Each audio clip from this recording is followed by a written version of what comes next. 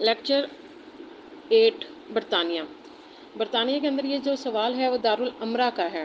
پہلے دارالعوام پڑھی تھی ہم نے، ہاؤس آف کامنس تھا وہ، اب ہم پڑھ رہے ہیں دارالامرا، ہاؤس آف لارڈس۔ اس میں اختیارات اور وہی فرائض ہیں اس کے، ٹھیک ہے۔ نمبر 1 پر ہم تعارف لکھیں گے۔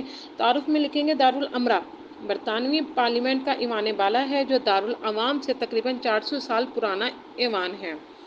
دارالامرا کوئی 1000 سال پہلے وجود میں آیا تھا، اس لحاظ سے دارالامرا ایک قدیم ترین ادارہ تصور کیا جاتا ہے۔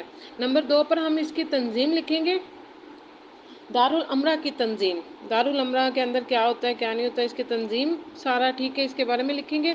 نمبر 3 پر لکھیں گے دارالامرا کے اختیارات، اے قانون سازی کے اختیارات، بی مالیاتی اختیارات، سی عدالتی اختیارات، ڈی کابینہ کا احتساب اور ای مشاورتی اختیارات۔